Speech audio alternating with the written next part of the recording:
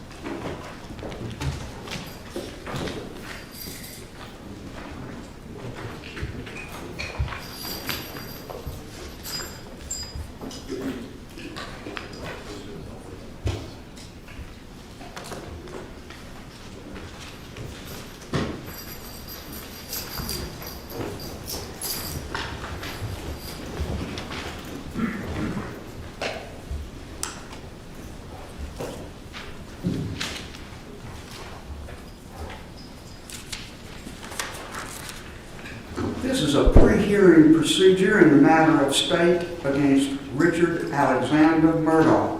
It's case numbers 2022-GS15-00592 through 00595. Defendant Murdaugh was indicted for the murder of his wife, Margaret Branstetter Murdaugh, and his son, Paul Bennett Murdaugh, and related weapons charges. His trial began on January the 23rd, 2023. The presiding judge was Clifton Newman.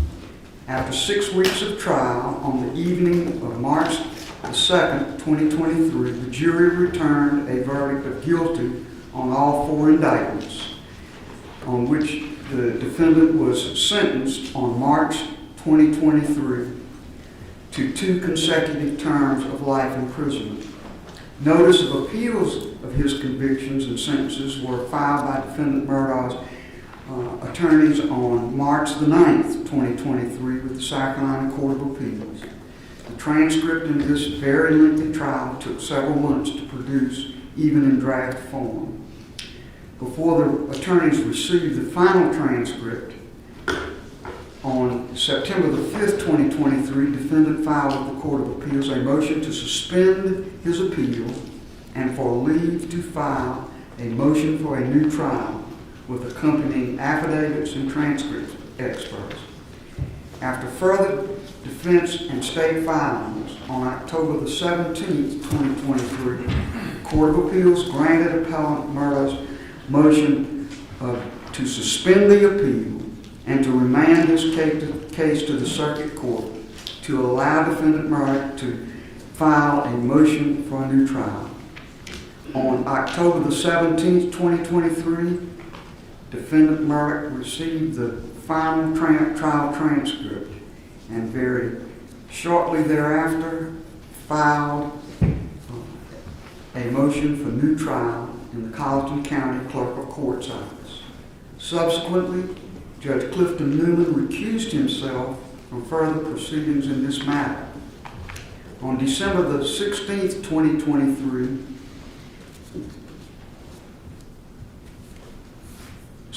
on December the 18th, 2023, Chief Justice Donald W. Becky signed an order appointing or directing that the Honorable Jean Toal, retired Chief Justice of South Carolina, be assigned exclusive jurisdiction for the limited purpose of presiding over defendant's motion for a new trial. I promptly contacted counsel in this case and set deadlines for briefing and arguments of the new trial motions.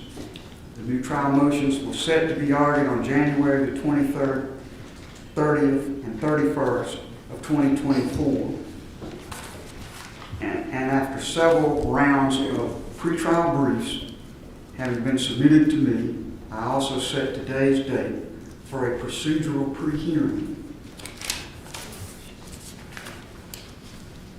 Before I begin, may I say that we certainly welcome members of the media, and I thank publicly Attorney Jay Bender for agreeing to be the voluntary media coordinator for this matter, as he did for Judge Cliff Newman on the trial of this matter. Cell phones are normally not permitted at all in our courtrooms, but the press has been allowed to bring in certain cell phones and laptops and electronic devices because of the non-jury nature of this portion of the proceedings. But if any device rings or sounds to receive a call or to receive an email or a message, that device will be confiscated and the owner will be asked to leave the courtroom. So please now, if you haven't already, check your electronic devices and be sure that they will not sound during the time these proceedings take place. Major topics to be covered today have been addressed by me and discussed with counsel in a short pretrial conference in my chambers. And counsel may have certain things that they will put upon the record as we proceed through these topics that deal with what should be covered. The first topic is an evidentiary hearing necessary at all? The state took the position that the answer to that was no. Obviously, the defendant not. I have set an evidentiary hearing because I felt like we had to have some brackets on the time we would spend on this matter. But I've made no conclusive decisions beyond that on matters affecting the arguments the state makes about the procedural posture of this matter. The next topic would be the burden of proof. Who has the burden of proof in this matter? And what must be shown to meet that burden of proof? And what must then be shown to contest what has been shown and proved?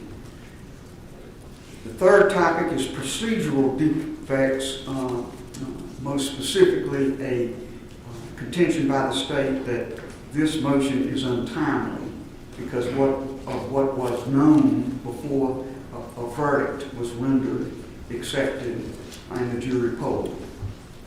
And finally, we need to discuss witnesses, juror witnesses. The clerk of the court of Colleton County, Ms. Hill, and other witnesses and exhibits.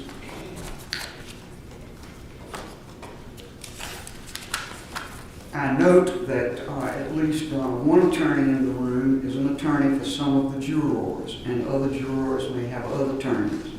When I get to the portion of this discussion where we talk about specific witnesses, and if I am asked to hear from attorneys for the witnesses, I will at least consider that request. I don't know where we will be at that time in terms of what has been decided, but I would at least inquire about that. To that end, if you have not already, during the first break, be certain that all of you, the lawyers participating at counsel table, and any other lawyers that feel they may have some interest in the proceedings that would warrant comment by them, please give your cards or information about your contacts to our court reporter, Ms. Harris. With that, Mr. Harper, you are the moving party. You may proceed. If it pleases the court, Your Honor, you've raised, and I assume you want to go in the order in which you just... I would. Okay. You've raised a number of legal issues from whether we've waived, a number, I forget the order in which you just took them, but Mr. Griffin is going to address those in seriatim based on what you said just a moment ago. As to the witnesses and the jurors, I will be handling that portion of the argument today. Very good. Mr. Griffin, we'll hear from you now. Yes, thank you, Your Honor. The first issue that you've asked us to address is an evidentiary hearing necessary? And the answer to that question is very straightforward, is yes, under established case law in the Supreme Court, the Fourth Circuit, and the South Carolina Supreme Court under Reamer. A Reamer hearing is absolutely necessary where there has been credible evidence presented that there's been an improper third-party contact with the jury prior to their deliberations that frankly, whether it goes to the merits or not, a Reamer hearing is absolutely necessary. And we believe that the Court of Appeals decision in this case contemplated a Reamer hearing. And in a Reamer hearing, evidence is presented as to what outside influences, if any, were brought to bear upon the jury. We have, in our motion for a new trial, submitted affidavits of one deliberating juror, one alternate, and then another affidavit of a witness to an interview of an alternate, and all three statements are consistent, and in that they heard Ms. Hill, the clerk of court, prior to deliberations, and frankly before the defense put on their case. Ms. Hill instructed, do not be fooled by the defense. That's what the sworn statements say. And secondly, before Mr. Murdaugh took the stand, Ms. Hill advised one deliberating juror and two alternates, at least, watch his demeanor, which is an implication of, he's going to lie. And so then the question becomes, factually, did those contacts happen? And then, we proceed from there as to what the burden of proof is after that. But the threshold, are we entitled to evidentiary hearing? The law is crystal clear that we are. Thank you, sir. Mr. Waters, for the state. Thank you, Your Honor. May it please the court. Your Honor, obviously, you've addressed the issue of whether an evidentiary hearing is necessary, and the state certainly understands that. It is incumbent upon us, though, based on the law, to preserve our arguments as to procedural bar, and those are twofold. And the first one, of course, is that a motion for a new trial must be filed within 10 days of the verdict unless there's after discovered evidence. And I think an initial inquiry that needs to be determined is when the defense first learned of these particular allegations. In conversations with the defense, and they said they're going to give me an answer, that they may have had conversations with juror 785 prior to her being represented, which was only a couple days after trial. So if that is the case and they were aware of these allegations, then we would want to argue to Your Honor and preserve the issue that this is not after discovered evidence and that there's a procedural bar in that regard. Secondly, we made the argument that the affidavits on their face, the only deliberating juror indicated, and that's 630, in that affidavit only said that she voted guilty. She had questions but voted guilty because she felt pressured by other jurors. And of course the law is crystal clear in multiple cases that sort of internal debate, it's actually in Rule 606B, that's not any sort of misconduct or anything that is an appropriate venue or mechanism in order to attack the verdict. So for that reason, we've argued that their showing in their motion for a new trial is insufficient based on the case law for an evidentiary hearing because there is on its face no sufficient allegation of prejudice. That being said, of course, we fully understand and expect the evidentiary hearing will go forward, and we'll be happy to address burden of proof after the defense makes their arguments. Very good. All right. With respect to, Mr. Griffin, anything in reply? Your Honor, it does not appear that the state takes a position contrary that a Reamer hearing is required. They're arguing that we have sort of waived the right to that hearing. There's no evidence of the record of that. I can assure the court we did not know of this information within 10 days after the trial. And when we learned of it, we promptly acted. That's all I can say. Well, in conversations with Mr. Harpootli and Mr. Griffin, they were going to actually look into that and look at their paralegal's notes. So I fully rely on and trust the defense to give me a fair answer to that question. And then again, if there's an issue to be raised, we would raise that. We're not conceding anything. We just wanted to preserve our procedural issues. I don't think we need to go back and forth many times about this. I think I understand your position. Here's my position on the matter.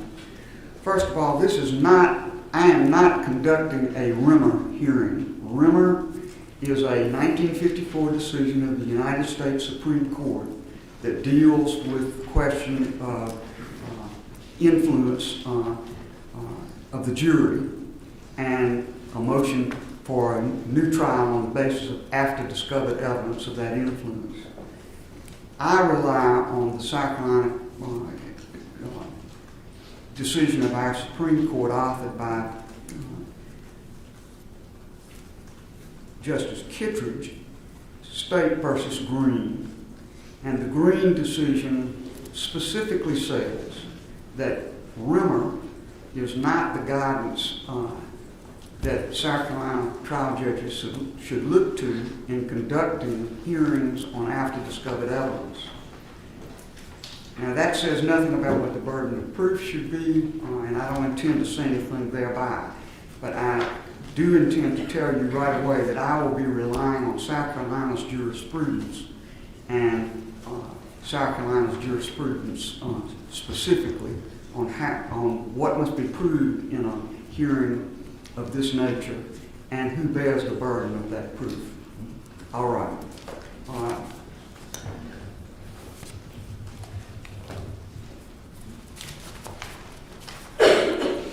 And that leads to the very next topic that we'll now take up, which is the burden of proof. Mr. Griffin?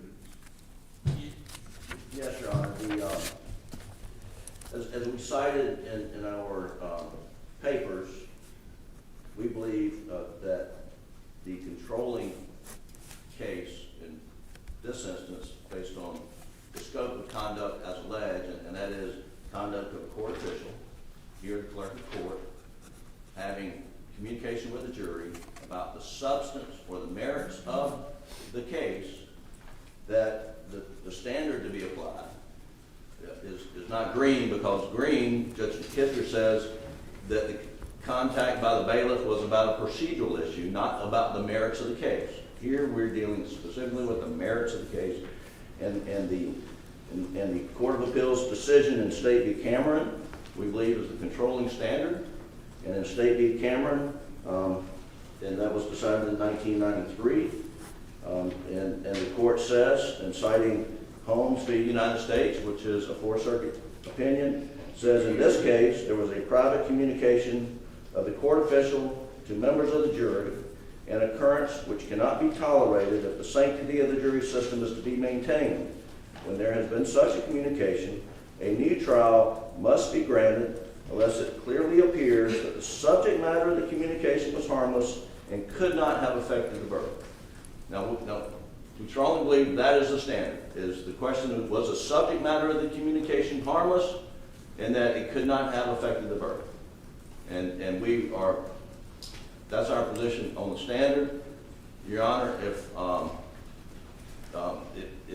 Your Honor looks to a different standard, we believe that State v. Green, the measure of State v. Green, you can't look just at Justice Kittredge's opinion. You have to look, because he complimented the Court of Appeals decision. And the Court of Appeals decision absolutely applied the Reamer standard of the burden of production is on the defendant, but when the defendant produces evidence of a substantive communication to the jury by any third party, that's what Reamer is, by any third party, that then there's a presumption of bias. And that the state then has to overcome that presumption, produce strong, clear, and convincing evidence that it was harmless. And that was the standard that the Court of Appeals applied to State v. Green. And in State v. Green, the Court of Appeals says that this is the standard of the Fourth Circuit, and we follow the Fourth Circuit law in this area. Now, Justice Kittredge says that the communication by the bailiff, which essentially said, if you're deadlocked, which they never were and never became deadlocked, then the judge may ask you to stay locked. I mean, that was the communication by the bailiff in Green, and Justice Kittredge says that did not go to the merits of the case. Justice Kittredge didn't throw out the Reamer presumption standard in State v. Green, Your Honor. And it's important, the Court of Appeals decision, looking to the Fourth Circuit, because, as Your Honor knows, this case, and I would encourage the court to look at the Holmes decision out of the Fourth Circuit, which we cite, which applies Reamer. It applied Reamer in a habeas corpus case when they said Reamer is the clearly established law in the Fourth Circuit. And it vacated a death penalty conviction out of North Carolina because the North Carolina courts did not follow Reamer. so the Court of Appeals decision in Green says we look to Reamer. Justice Kittredge says, we're not going to apply the Reamer presumption here because it didn't go to the merits. What we have in this case, and what we have, presented through proffer on the affidavits, something that goes to the heart of the merits. It's the defense, and it's the credibility of the defendant's testimony. And so we do have the burden of production, but we do believe that the standard in Cameron is we just have to show that the subject matter of the communication, that it was material to the case, and that then the burden shifts to the defendant to prove that it was harmless. Excuse me, the burden shifts to the state to prove it was harmless. Thank you, sir. That's what we believe the standard is. Mr. Waters? Sorry, Carl. Your Honor, and I'm going to walk through some of the cases in South Carolina that address this issue. But as Your Honor is aware, of course, when we deal with these issues, we have two types. We have internal misconduct, and our courts have been reluctant. Rule 606 says this as well, to delve into that unless there are concerns of fundamental fairness, like racism and things like that. And then there's external allegations of external influence and that sort of thing. And that's what we're dealing with here today. And to quote State v. Grovenstein, which is a 1999 case of the State Supreme Court, it cites Aldred and Kelly and says, "We have consistently held the defendant must prove prejudice in these sorts of claims." And if we walk through all of the case law, our court has been very careful, and as much said so in Aldred, which was an internal case, to sync the analysis and the standards between those two, and consistently held that the defendant has to show prejudice. It's their burden to do so. In Blake in 1992, the court held don't presume prejudice, and the test, of course, was whether or not the verdict was solely the product of honest deliberation or whether it was the product of outside influence. We go over to State v. Kelly. Of course, Your Honor concurred with Chief Justice Finney's dissent in that case, but in that case there was a pamphlet in the grand jury room. Clearly an external influence was alleged there. And ultimately in that case, the court held that the defendant failed to show prejudice from that particular external influence. In State v. Grovenstein, in this instance, it was clearly external. There was an alternate who was present in the jury room and even took a preliminary vote with the jurors. So clearly an external influence, far more than is even alleged in this case. That juror was removed, curative instruction was given, but ultimately the court was very clear that we have consistently held the defendant must prove prejudice, again, the burden being on the defendant. In Bryant, this was a capital case, one that argued way back when. And in that instance, there was a police investigation, background investigation into death-qualified jurors in a capital case. Clearly external. The trial court conducted an inquiry with questions submitted by the parties as well, and ultimately noted that it was the defendant's burden to prove actual bias on the part of the jury. In State v. Pittman, another case that I argued before, Your Honor, in that particular case there was a juror who had a conversation with his wife and with the bartender, and ultimately again the court held that the defendant failed to meet the burden of prejudice because the wife's comment was the defendant was not guilty, and the comment to the bartender took place after deliberations had begun. And then, of course, in Green in 2020, Your Honor just commented on that, and the court clearly held that the Rimmer presumption of prejudice doesn't apply here, and then, of course, went on to note that the defendant bears the burden of proving prejudice. And Cameron is a case that they rely on a lot, and I would say this about Cameron, that Cameron, of course, goes on to say that the mere fact of any official communication does not necessarily mean that the jury was prejudiced, and went on again to do a prejudice analysis and a harmless error analysis. Covington is the Court of Appeals case from 2000. In this particular case, there were jurors who supposedly knew the defendant and knew some external information about whether or not he had had previous difficulties with his wife and that sort of thing. Clearly external information. And again, the court held that the defendant failed to show prejudice. So the case law in South Carolina, both from our state Supreme Court as well as our state Court of Appeals, is clear, it's in sync, it's uniform, that is the defendant's burden to show prejudice. And that's, of course, only after there's a determination that any sort of extraneous influence occurred. And that would be the state's position, that it is the defendant's burden. And again, we can address at the appropriate time what the state's position is as to the order in which the evidentiary hearing should go. Thank you, sir. Mr. Griffin, can you reply?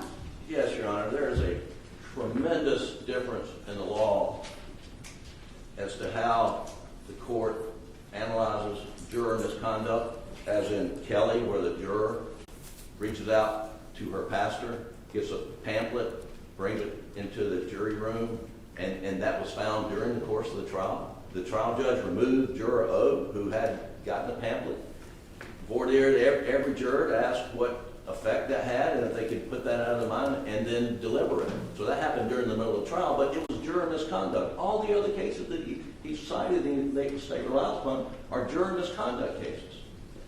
Not unauthorized third-party communication that goes to the heart of the Sixth Amendment, right by a defendant to confront his accuser, to cross-examine witnesses who present evidence,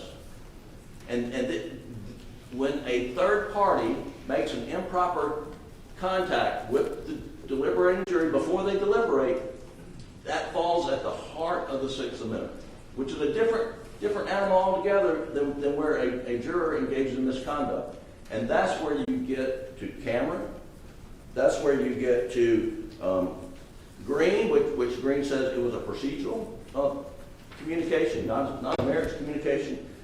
And Your Honor, in Bryant, well, I would note, Your Honor, dissented in Kelly, but in Bryant, I mean, no jurors were interviewed, as best we could tell by the record.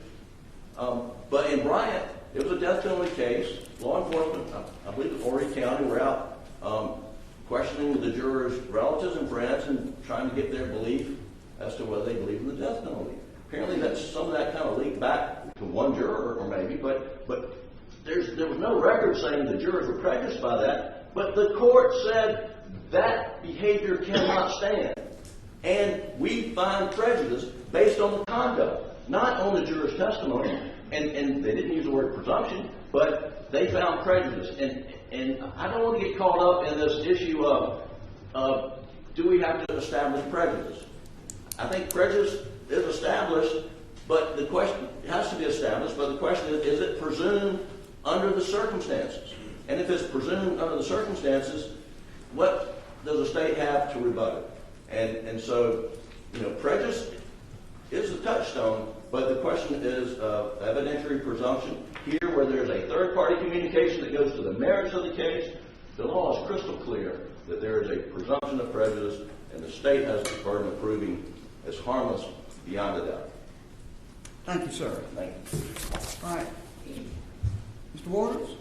I'm not going to go back and forth a million times, but if you want to have a short comment and additional thought. Very short, Your Honor. He said that these were not external influence cases, and every one of them that I listed was. Your Honor, Blake was a bailiff. Kelly was a pamphlet. Again, it was an external piece of information coming in. Grovenstein, it was an alternate. Again, that's an external influence. Bryant was a police investigation. Pittman was a bartender and a wife's comment. Green was a bailiff. And Covington was evidence that was not admitted at trial that the jurors were aware of. So clearly all of those were external influence cases, Your Honor. All right.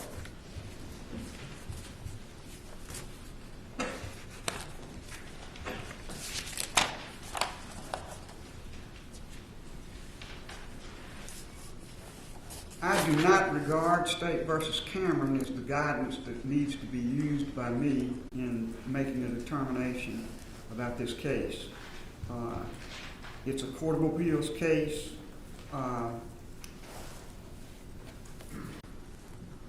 Since that case in 1993, there have been several cases, including Green, Oliver, and others, that very specifically talk about this issue of what the burden is when a motion for a new trial on the basis of after discovered evidence that involves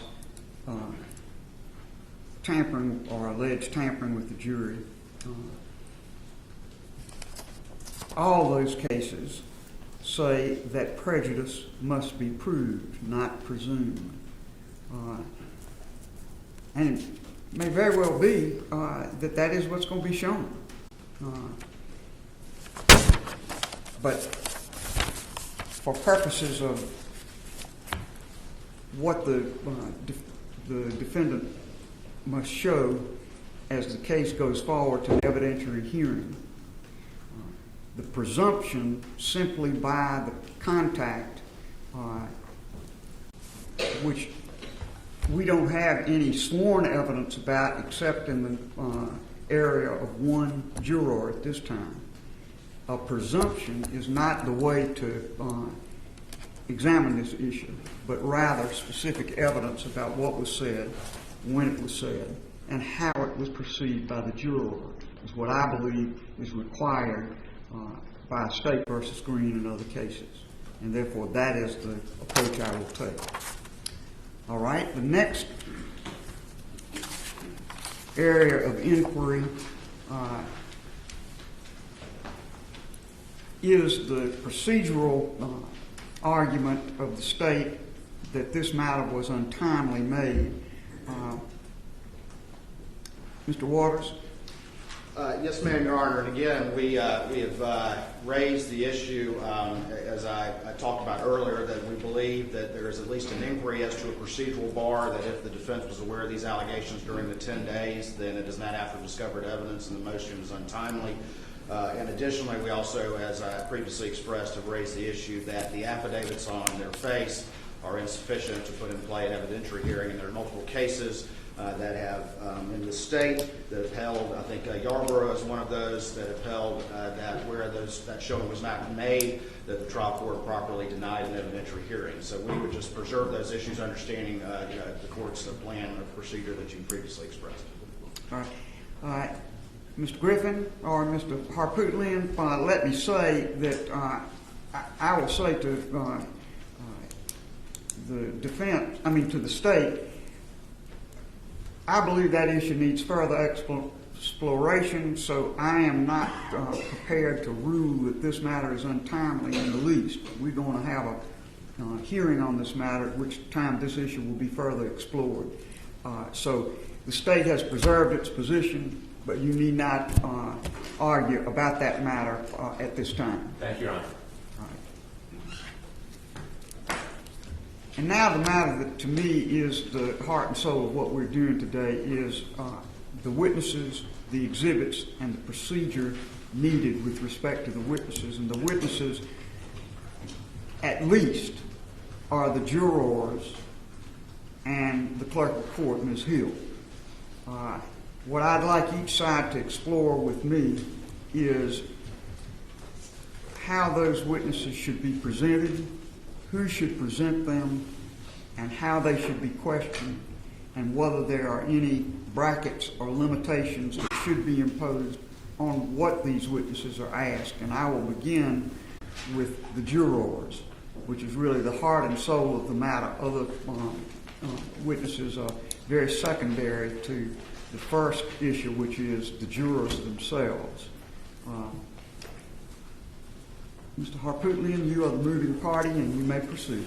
Your Honor, we agree all 12 jurors should testify. I think both sides agree, Your Honor, it's a question of jurors. The only question is, not only question, but the first question would be, as Your Honor questions these jurors, would you, in all the cases the judge questions the jurors, would you want suggestions from us as to what additional questions after they respond to your questions, that raise additional questions? That's number one. Number two, each one of these jurors, except of the original 12, I think all have been interviewed. Maybe two have not been interviewed by SLED and given statements, recorded statements. The rest have all given recorded statements. And then SLED prepared a memorandum of interview. We have reviewed all these videos and the MOIs, and I can tell the court that the MOIs aren't consistent in many instances with what was said on the video, to the extent that information was left out. Now, if Your Honor is going to be very restrictive and ask, did the court communicate something to you, and did it affect your decision? I guess that's what we're hearing, Your Honor, when you're following State versus Green. if you're going to say that, ask those questions. I mean, there's some of these jurors who indicated they heard the clerk say what the juror that gave the affidavit for us say, and I think they're going to say it didn't affect them, which is fine. If it affected that one juror, we believe that's enough. And that juror has obviously given an affidavit to us. The alternate, which was excused, and we keep calling her the egg lady, but she was also excused, the alternate because she wasn't needed, the egg lady because the judge found that she had contact with people and discussed the case.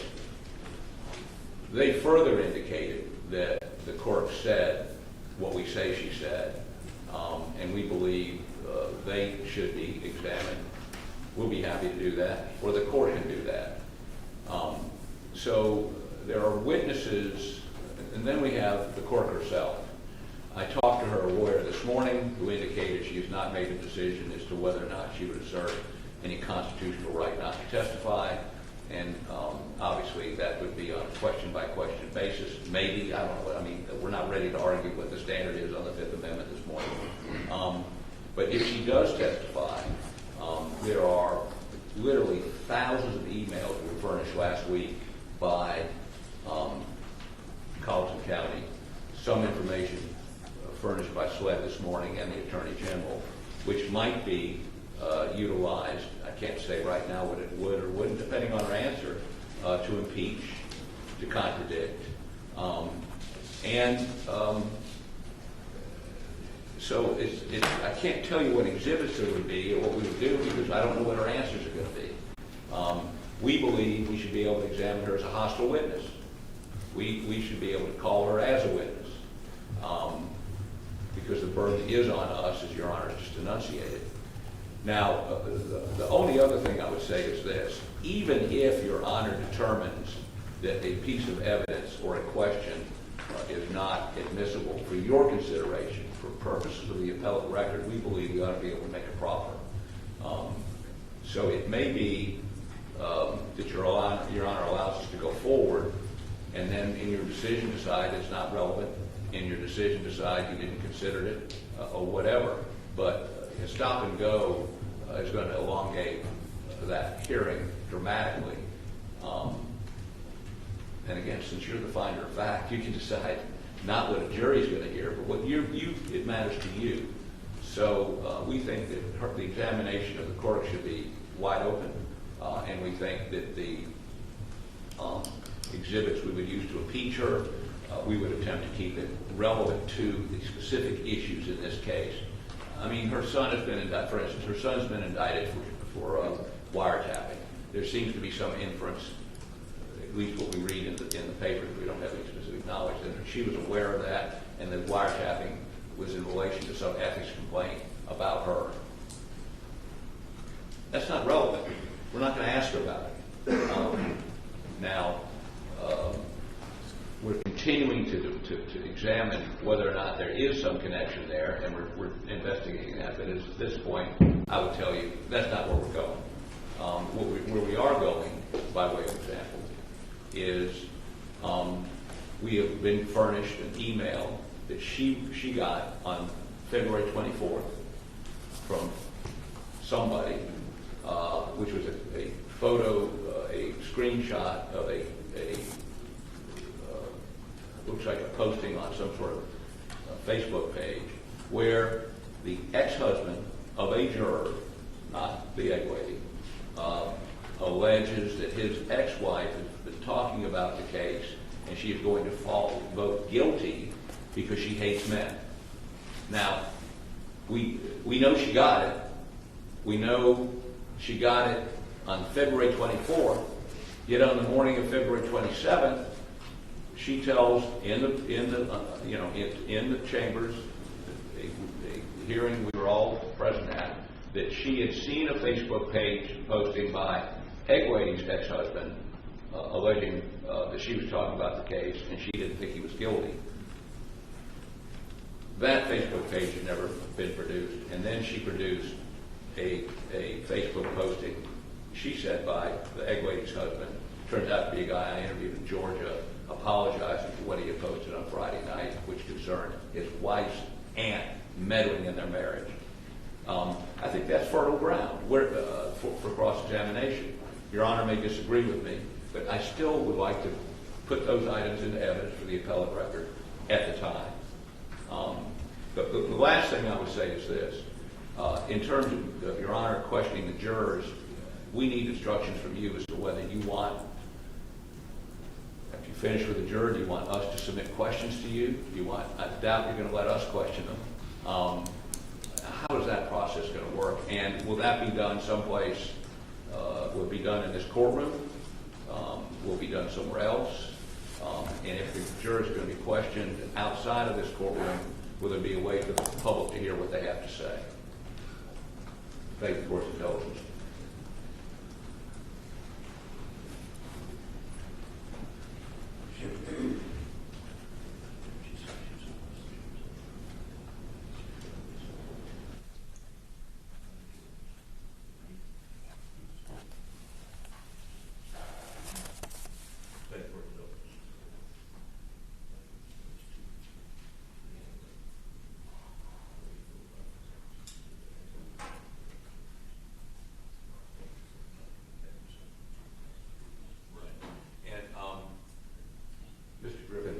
Points out, it's not just what they heard, may have heard from the Clerk, but did any of the other jurors, for instance, egg lady, we keep calling her, gave an affidavit indicating Becky said things like, "Don't be fooled, watch the body language," watch body language testifies to Mr. Murdaugh. Did she relay that to any other jurors? It's not just what. I mean, did the sitting juror or the alternate in the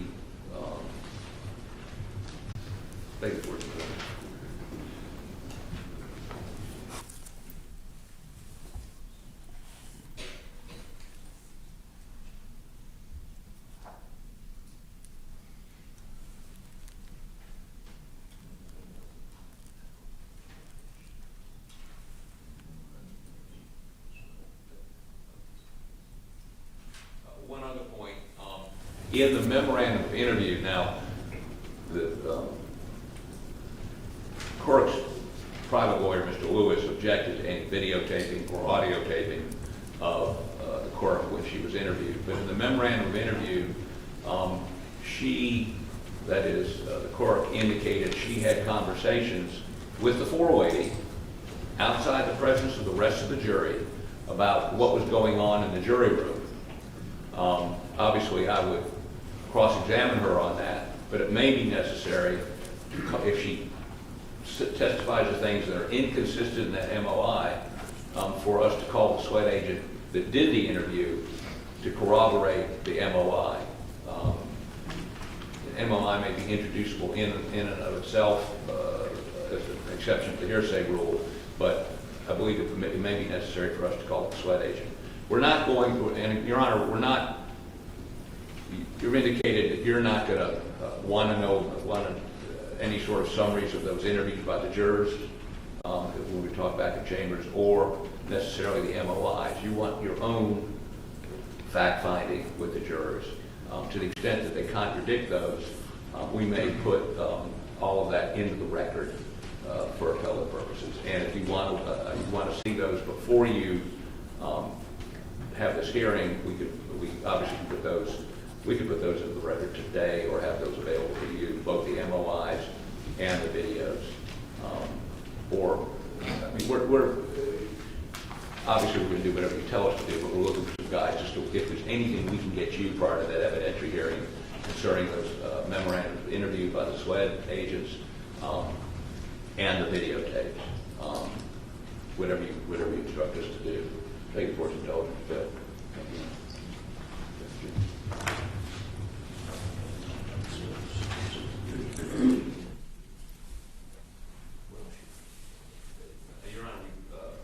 mentioned and Mr. Griffin reiterated to me just now, and obviously you don't need to tell us this today because we're not going to be doing the questioning, but there is the consideration of 606B and the incursion into deliberations.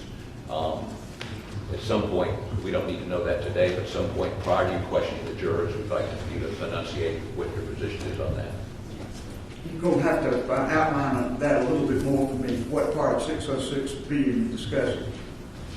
Well, it says, if I can find my glasses.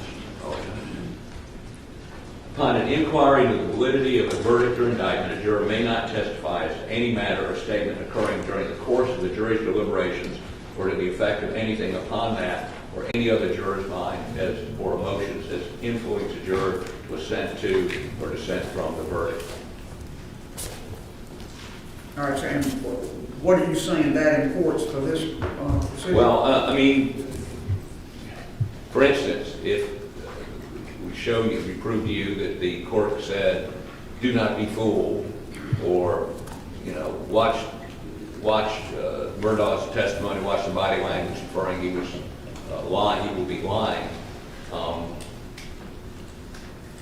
One of the issues is if the juror who sat during the deliberations who said that the court said that, did she discuss that with any other jurors? Did she infect the jury? Does this allow you to do that? Well, you certainly, if you go to 606B, it gives you some guidance about that. It says, upon inquiry into the validity of a verdict or indictment, a juror may not testify as to any matter or statement occurring during the course of the jury's deliberations or to the effect of anything upon that or any other juror's mind or emotions influencing the juror to assent or dissent from the verdict or indictment or concerning the juror's mental processes, except a juror may testify on the question whether extraneous, prejudicial information was improperly brought to the jury's attention, or whether any outside influence was improperly brought to bear upon any juror, nor may a juror's affidavit or evidence of any statement by the juror concerning a matter about which juror would be precluded from testifying be received for these purposes. I take that to give us the guidance we need about the parameters of the questions. But if the juror that gave us the affidavit, would she be asked, did you discuss that during deliberations? Can she do that? That apparently is very questionable under the terms of 606. Yes, ma'am. And I intend to abide by that. The way those questions have been asked in many cases I have reviewed is to ask the juror whether that's still their verdict. If they asked about improper context and they talk about improper context, then the way to pursue it beyond that for the judge is to ask about the impact on the verdict, not on the deliberations themselves. That may be a small slice of difference, but I think it's very important to understand that no one, not myself or anyone else, is going to be asking the jurors about the specifics of their deliberation, and the rule is quite clear about that. Okay. And is it clear that you will not be using the SLED interviews or MOIs to attempt to impeach? I told you when that was brought to my attention in our Chamber's conference this morning, I haven't made my mind up about that. I don't know what's in those summaries or anything else, and we're going to have to discuss that. But again, I'm the one doing the questioning at this point, Mr. Harper. Yes. And I'm trying to perceive what you all are asking, and I'm going to go to the state now and see what their reaction is to what you said. Thank you, Your Honor. Mr. Waters? Thank you, Your Honor. May it please the court. Your Honor, again, we would concur with what Your Honor just said about Rule 606 and, of course, all the cases that we've talked about, and the need to show prejudice. And obviously, when you're talking about external influence, that prejudice, which will be an appropriate subject of inquiry to the jurors, is whether or not there was an impact on the verdict. And we, of course, have suggested to Your Honor, not only based on the cases, that should be judicially conducted in a manner that protects the privacy of those jurors and it protects the privacy of their identities. These jurors were drafted into service, and this inquiry, of course, has to happen, but it needs to be conducted in a manner that respects their privacy and should be, of course, judicially conducted. We have suggested those two questions. If we look at the Bryant case specifically talked about the fact that depending on how the examination goes, there could be questions suggested by the parties. And obviously, I think we would need to cross that bridge if and when that bridge needs to be crossed. And that starts with the court's inquiry to those jurors, and only if something arises that needs further inquiry could that be addressed at that point, and that could be even a discussion from counsel with the court as to what additional questions may be proper. When the state first became aware of these allegations, the first thing that we did was have SLED do an independent investigation, and the goal was, good, bad, or ugly, to get to the bottom of what, if anything, happened. And the result of that is why we're still here today. And that is that in speaking with the jurors that spoke to us, that the balance of the evidence, as well as in talking to the clerk staff, was that there was no impact on any verdict. There was nothing unprofessional or untoward that happened that had any effect on the verdict. And so when we did that inquiry, and that is what the jurors said, that is why we're here today, and that's what this hearing is going to address. The only juror that we have is the one who filed the affidavit. That's 630, and even she, or that person, only said that she, eventually voted guilty because she felt pressured by the other jurors. Did not even mention any external impact. And so unless she's going to change her story, that is what was in her affidavit. So the balance of the evidence is the reason why we're here today, and why this hearing needs to take place. Your Honor, as far as inquiry to those jurors, again, there could be a need that the parties would suggest questions, and it could be, depending on how things go, that the affidavits or maybe even the recordings, all of which have been provided to the defense, the full recordings of those interviews of any potential witness in this case have been provided to the defense. It could be that issues could arise from either the state or the defense as to impeachment. And we can address those issues as they arise under the appropriate rules, 608, 613, and the like, dealing with not only prior inconsistent statements, but other evidence that would be properly impeachable. Ultimately, I do need to address one thing as it deals with all of this, and that is the defense's contention that somehow the clerk is a party opponent in this particular case, and we believe that that is incorrect.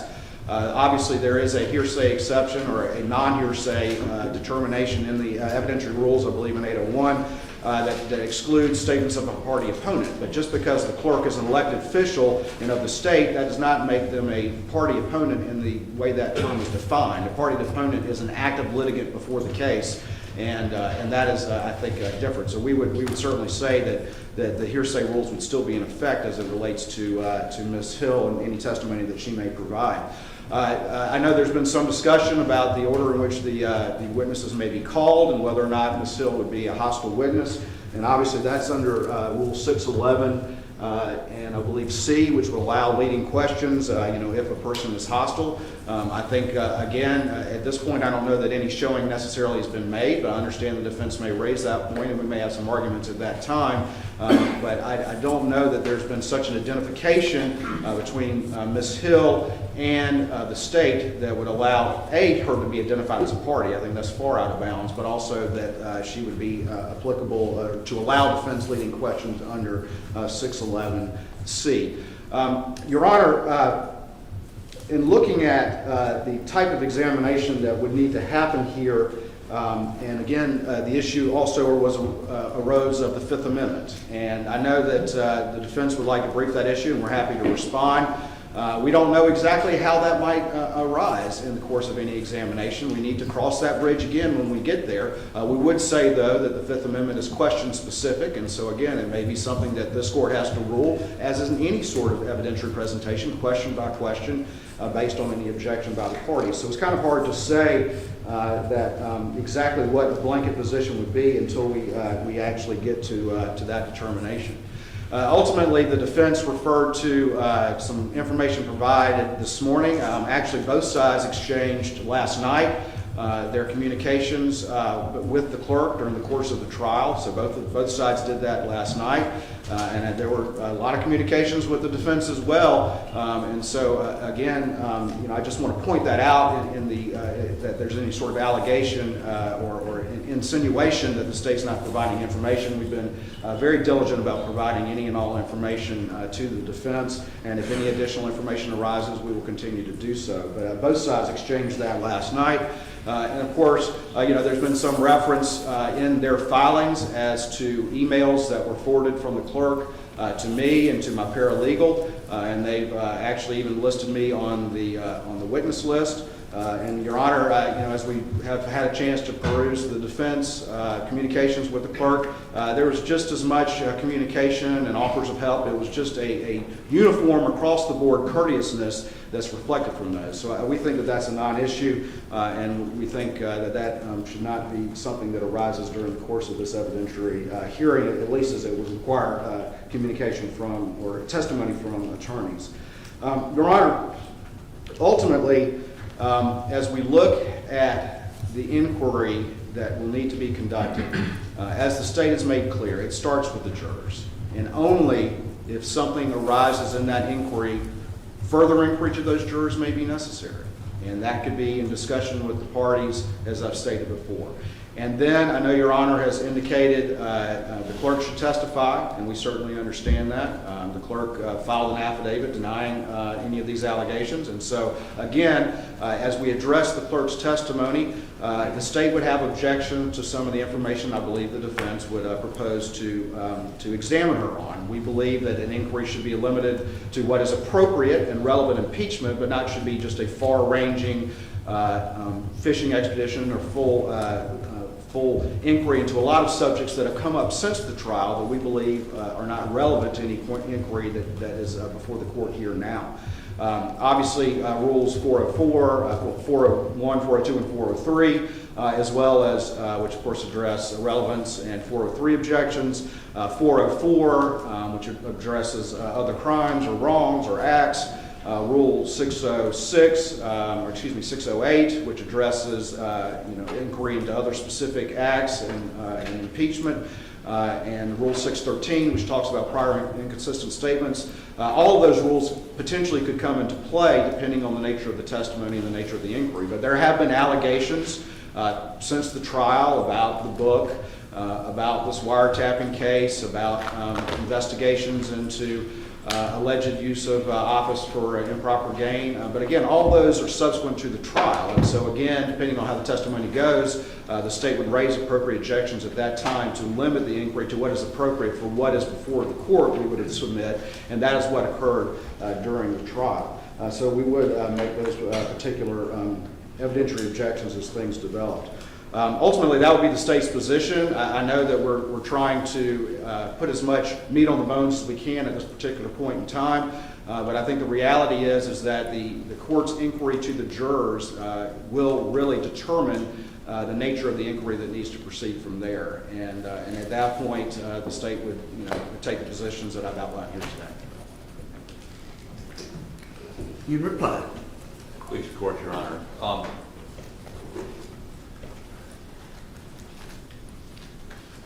404, I find it somewhat ironic. The state is quoting Rule 404, Your Honor. One of the exceptions to 404, I noticed would be surprising to Mr. Waters, is motive, as if he'd never heard that before.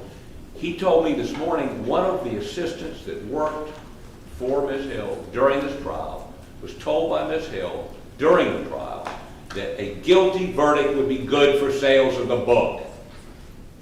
Motive, selling books.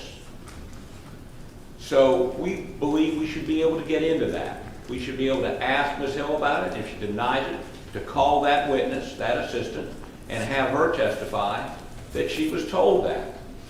I mean, why would a clerk do what we allege she did? We think is important for Your Honor in terms of credibility and context. That's number one. Number two, Your Honor, I think we've all agreed, you're going to ask the questions. whether we agree or not. And we do agree with that. The question's going to become,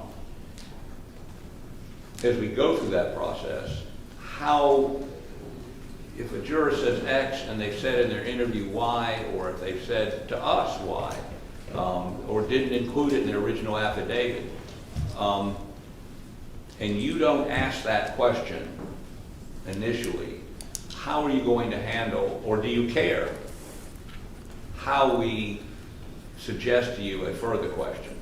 Because as Your Honor's seen this morning, the back and forth can go on for a while, and we certainly don't want that to go on with a juror. So we're going to need some guidance on that. I'm not expecting that guidance this morning. The last thing is, as these jurors are examined, I need to understand a little bit about the logistics. Are we going to do it in this courtroom? Are we going to do it in another courtroom? Is the public going to be able to hear the responses? Will there be an audio feed if we do it somewhere else? Are you going to have cameras turned? You can do it in this courtroom, have cameras turned off? And we're obviously not going to refer to jurors by their names. Even though 3 of these jurors went on the Today Show, another one went on ABC. They were all in the courtroom when the judge had them brought in. They were in the courtroom, all except one of them, for the verdict. Cameras were there then. Again, I'm sensitive to their anonymity, but I don't know that any of them have any real anonymity anymore. Saying that, I think it's important not only for Your Honor to hear their answers, but for the public to hear their answers. Thank you.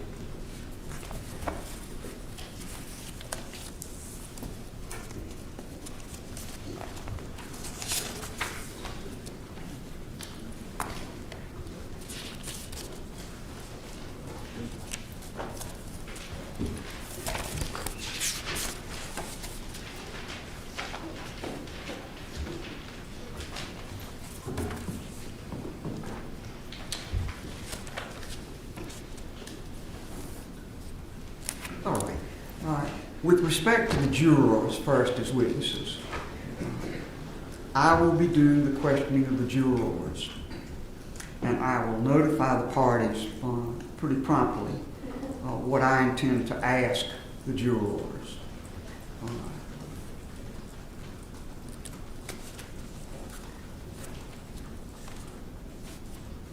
The ambit of what I will be asking them is informed by the question of whether improper contact was made with them and whether it affected their verdict. I understand that you, on the defense side, have views about what further should be asked the jurors on 2 levels. One, as a predicate to what you want to do with the clerk herself in examining her. And 2, as a means of further attacking the credibility of the clerk in her testimony. I have not seen any of the SLED material or memoranda concerning the state's summary of these interviews and so forth. I will be open to receiving that if it's done promptly, because we've got a hearing coming up the 29th, and I want there to be plenty of time to revise any current ideas about who to subpoena, who to call as witnesses, and who has to do that. But I can tell you that I am very, very reluctant to turn this hearing about juror contact into a wholesale exploration of every piece of conduct by the clerk alleged to have been improper on its own, indicative of her characteristics or personality or anything of that nature. This is a very focused inquiry that deals with this jury and what impact contact, if any, had on this jury. So I am very mindful of the limited nature of it. As I say, I'm not excluding submission in advance of information that would take the questions beyond the limited questions I've initially indicated. But I will be very hesitant about any of those questions as it involves propounding those questions to the jury. As it involves questions to Ms. Hill similarly, this is not a time to explore every mistake or incorrect statement or false statement that ever has been made by this witness. I am the judge of the credibility of this witness for purposes of this new trial motion. I don't think it's necessary, nor do I think it's proper, to explore each and every impropriety alleged to have been committed by the clerk. At the same time, what specifically should be asked is something that I will look at as I look at the submissions that are made before the hearing takes place about what is requested to be allowed as topics for questioning of the clerk and what exhibits should be used. I can't imagine allowing thousands of emails to be made exhibits in this process. Either emails sent by her to attorneys in the case, to other court officials in the case, or to other individuals during the course of the trial of the case. I certainly will try to preserve the appellate posture of defense in this regard, but I will put certain limitations on just a wholesale exploration of every problematic piece of conduct, ethical, dealings with the county, and so forth. This is a very focused inquiry about this jury and its ability to render the verdict it rendered in an impartial manner.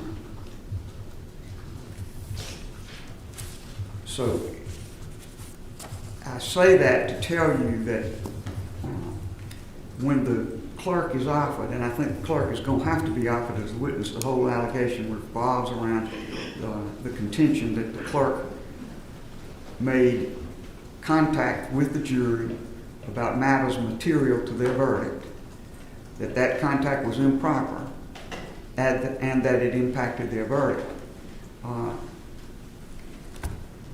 There's a whole lot more that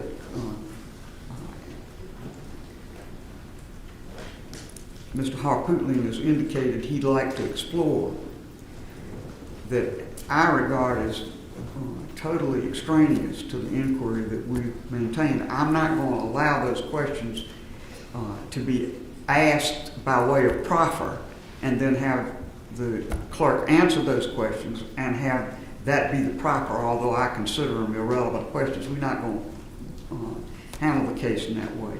If I exclude a certain question from being asked, then the proffer will be whatever in writing is chosen to be offered in that regard. But I will not conduct a hearing where there's a whole side hearing in which every question desired is asked and either required to be answered or dealt with in some other way.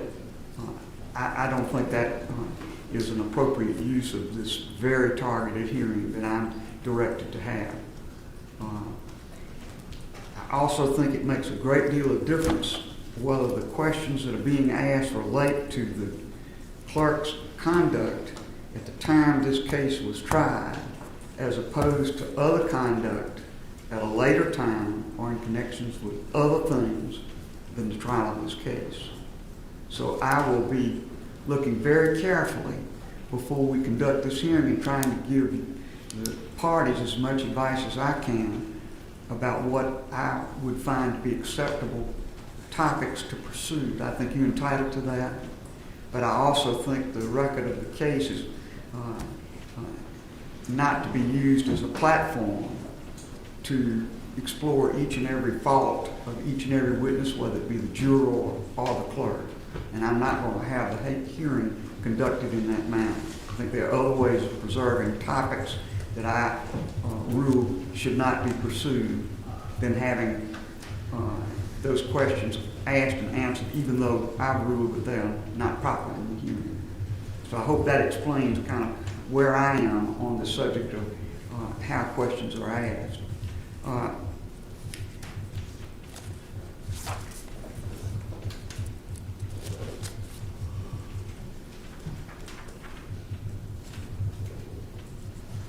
And therefore, some of the suggestions that are made in the filings you've made with me about the additional witnesses you'd like to call and subpoenas, I think we need to be sure we're all on the same page about what is acceptable in evidence and what is not. But I can tell you that I would not allow the subpoenaing and examination of attorneys in this case, of the judge who heard the case, or any of those type of witnesses. This case is very focused on the jurors and the clerk of court, as I see it. Now, it's about 11:15, close to it. I'm going to do this. I'm going to take a break for a minute. Let's take until 11:25 as a break. And in that time, I would hope that you formulate the other things you think we need to look at by way of the specifics of how this matter is to be conducted. I will then do two things. When I come back, and ask you for further ideas, both sides, as to who should be called, get very specific about who can be called and who cannot, who should offer these witnesses. And I would also at that time ask those who represent potential witnesses in this matter to come forward and have a conversation with me about your position on behalf of your clients. I think that's particularly important because as we have the actual hearing itself, I've never heard of a situation where a witness can have their lawyer actively participate in the examination of the witness in a proceeding in which the witness is being offered. So I would not allow that, but I think we can protect the legal positions that attorneys for witnesses want to take and need to take and want to put upon the record by pursuing in the way I've just outlined, and I'll be prepared to do that when we return. All right, court will be in recess. Thank you, Your Honor. Thank you, Your Honor.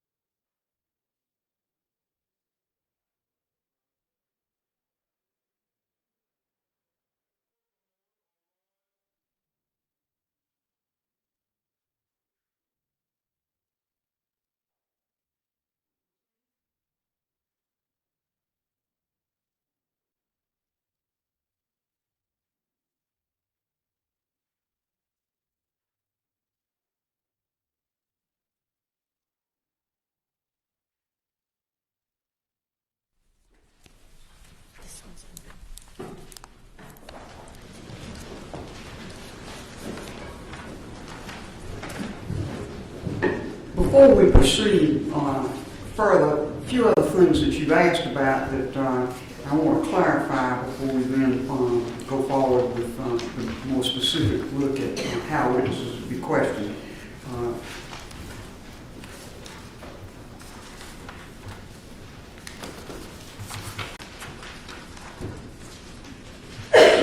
First of all, how the jurors will be questioned. Everything will be done in open court. The jurors will be referred to by number. The court TV cameras, which are the ones used to film these proceedings, will not be allowed to focus on the image of the jurors as witnesses. And if there's some need to further obscure the way they are presented, we can talk about that. But they'll be examined right here in the courtroom as other witnesses would be. And I kind of looked at a little bit of exchange we'll have with attorneys for the jurors to see what we can work out about exactly how the jurors are presented. But everything will be on the record here in open court with measures taken to ensure the privacy of the jurors. No photographs would be permitted of the jurors or anything of that nature. And I believe if I announce that in advance, the press that are present, the press that have covered this proceeding throughout have been respectful of the judge's requests, and I'm very confident they will be in this matter as well.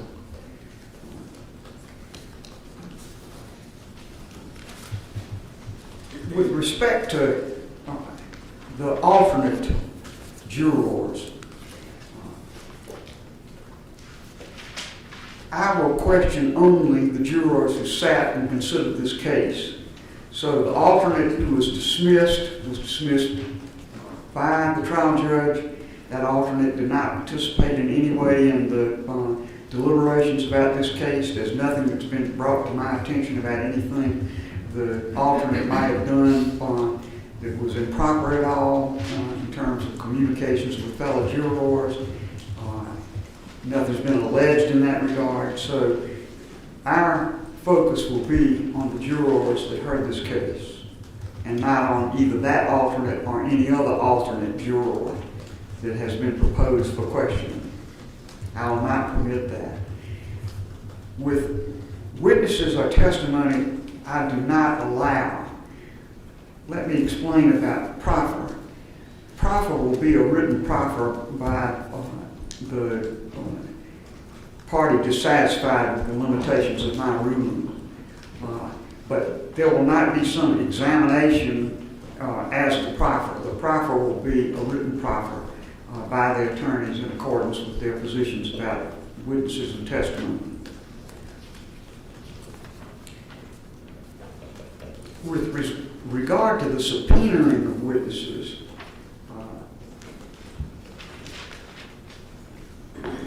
the parties should subpoena these witnesses, and when it comes to the jurors, I would urge that the parties, the state and defendant, jointly deal with the issue of subpoena of these witnesses. I do not think it is the court's place to subpoena witnesses or order witnesses' appearances. This case is driven by the parties and their positions. The initial position of defense was that only certain jurors should be called. The state said no jurors should be called, but if you do, all should be called. All who sat on the case should be called. If the parties can't agree on how that subpoena should be accomplished, then I'm sure they'll let me know, and I'll try to take some measures in that regard.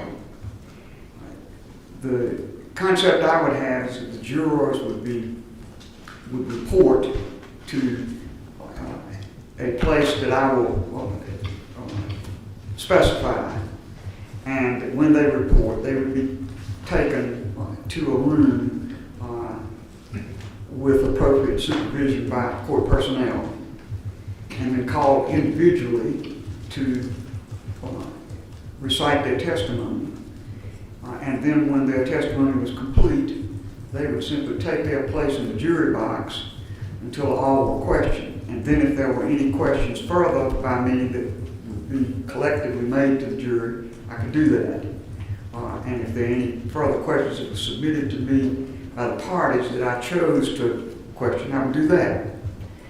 And then when all of that was complete, the jurors would be allowed to be dismissed. So that is how I would handle the juror witness portion of this. And of course, I know I'm going to get some commentary from each side about that, and that's why I talk about this in advance. The other witness that surely needs to be called because of the allegations made is the clerk of court.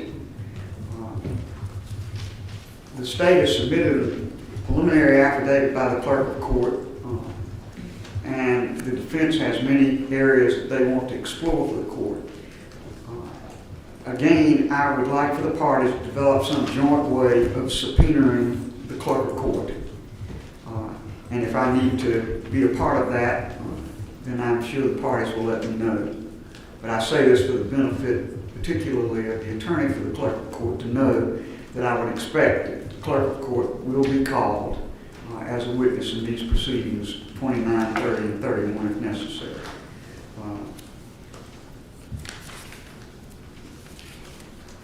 We'll be using the same courtroom for these proceedings, this courtroom.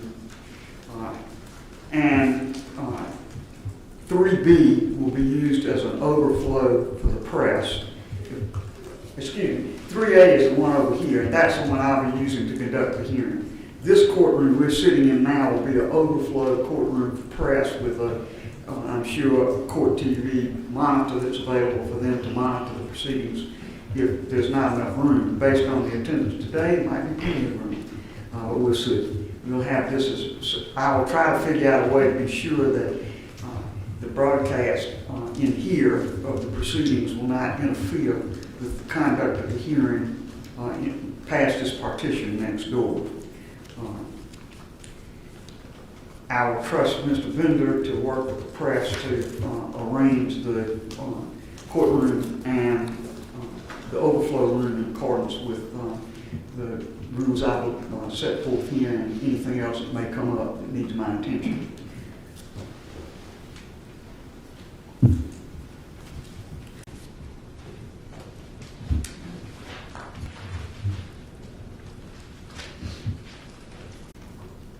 I think that covers it at the present time. So the first thing I'd like to do is to get some clarity from the attorneys as to what furthermore, for the parties, as to what furthermore needs to be discussed. And then after that, we'll explore with the attorneys for the jurors and the attorney for Clerk Hill any other issues that still need to be developed. Mr. Hopkins. Please support, Your Honor. I'm trying to make sure I understand what you just ruled. Are you ruling that we cannot call the alternate juror or the so-called egg lady to corroborate what was said to the sitting jurors since they were all told this at the same time? I'm not sure I understand your question, but I'm telling you that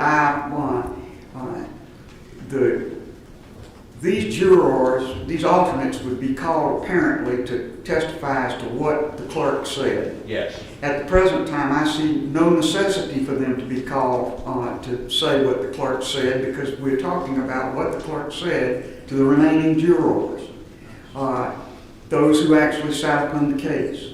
The corroboration is something I don't think I need at this time. I think I'm perfectly capable of evaluating what the jurors tell me, and I'll do that. I think I'm also perfectly capable of evaluating the credibility of Ms. Hill and the jurors for that matter. Well, Your Honor, for us to, and then you said you wouldn't allow a proffer of that except in writing. Now, yes, I'm not going to have a courtroom proffer of any kind. If you want to proffer what would be offered by means of affidavits, copies of emails, anything else you want to, that's fine. But I am not going to have a courtroom proffer, no. I think The only reason for the proffer would be to preserve your right to appeal.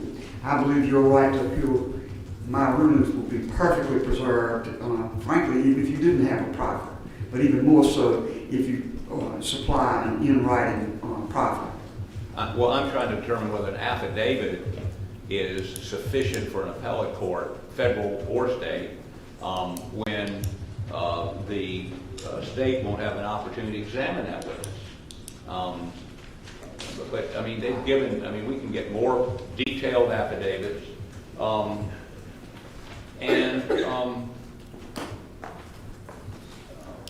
You know, these people are witnesses to what the clerk said to the juror who deliberated. I don't understand how that can't be relevant to Your Honor's decision.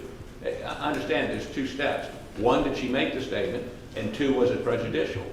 These witnesses corroborate she made the statement. Well, of course, that's what you say. So far, I haven't seen any of that. If that's what you say and you offer it to me in some form that I can evaluate it, I may revisit that decision. At the present time, but at the present time, I see nothing that prompts me to think I need to have people who did not sit on the case talk about what they think the clerk said to other people when I've got to direct people to whom it said that I will question. Well, Your Honor, we did submit an affidavit, but I have no problem with going back. You submitted one alternate affidavit, right, and one affidavit of a dismissed alternate. I'm aware of that. Right. So. And that doesn't prompt me to change what I've just said to you. All right, we can get you more specific. I understand what the questions are you have, and I would only put those folks up to deal with those very limited issues that you described. Put them up in 10 minutes. Well, again, I'm not going to rule in a vacuum. I'll see what you say, and I'll rule upon it. We'll get affidavits and file them with the court. Very good. Thank you. Your Honor, just one issue as to logistics. Obviously, these jurors are down in Colleton County, and we're up here in Richland County. I've spoken with SLED, and in as much as we need, there may be jurors who need transport, SLED has certainly agreed to have 12 cars if we need to make sure that they're individual. They can then come in through the garage, and obviously they'll be brought up to a jury room. I think Your Honor indicated they can be in a jury room with a bailiff in there to make sure that no one's talking about their testimony and that sort of thing, but also so that they don't have to come in through the public entrance and that sort of thing. So that would be. I think that would be a good solution, and of course, to satisfy the concerns that the defense may have, you could either have a member of the defense team or one of their employees ride with them, or if you could agree upon a sworn statement by the agent or person that does drive them that they A, will not say anything, and B, did not say anything, then that may cure the problem too. I think you all can work that out. But I do think having proper transport would, first of all, be a comfort to the witnesses themselves, the jurors themselves. But if they can arrange something otherwise, of course, they'd be free to do that. But to the extent it's a burden on them, yes, I think that's a good idea. And in all events, I would want arrangements to be made to have the jurors come to the parking garage in this building and be escorted up in a private way into their assembly room. And yeah, absolutely, Your Honor, and we will, and I'm sure SLED, I've already spoken to them about that, have uninvolved agents who will be under strict instructions not to discuss the case, and happy to have them sign affidavits or whatever to that Very effect. good. All right, anything further before I go to the lawyers for the jurors? All right. Your Honor, only one other point, and that is you've asked us to give you exhibits that we will use. Yes, sir. Having not asked or had the opportunity to ask Ms. Hill a single question, I can't tell you, and in terms of, there's not thousands of emails we've used, probably 5. I'm just going on some of the descriptions that were in the filings y'all have made to me. Well, we've received thousands of emails from Colleton County based on a subpoena we issued. We've received hundreds of pages from the AG's office and from SLED. It'll make it a lot simpler if it's a small number and a discrete number, submitting them to me. Again, I told you I would evaluate that when I get them. Of course, I don't think you can evaluate them until she testifies. You don't I think you're going to have to trust that I am going to do some evaluating before she testifies. Okay, and Your Honor, you know, she's given an affidavit denying making any of these statements. She has. So these alternate jurors that have been dismissed, would you allow us to call them to impeach her if that's what she testifies to? At the present time, the answer to that is no, as I have indicated. But again, I'm not going to rule in a vacuum. I would hope that what you all will do is send me a pretty specific idea of what you want and how you want me to permit it. So I'm not going to rule on something I haven't seen yet, which is your proposal as to exactly how these witnesses and alternates to be used. All right, we'll get more extensive affidavits from those two alternates. Oh, okay. That's fine, or descriptors of some sort from you as to what you intend to do. I'm not going to dictate how you do it, but I'm going to have a lot more than just kind of the generalities that have been discussed in these briefs in order to permit something. Well, I think we're going to need an affidavit for appellate purposes, nothing else. I mean, my description to you is not evidence. Oh, I agree. But, you know, again, I will tell you how I'm going to accept the proffer. What you put in the proffer, in the written proffer, is up to you. I don't want to dictate that or manage it. Well, I just want to say that we're going to hopefully be able to get affidavits from these folks. Yes. Much more descriptive than the original affidavits. All right. Thank you. All right. Your Honor, may I consult the counsel very briefly? Certainly.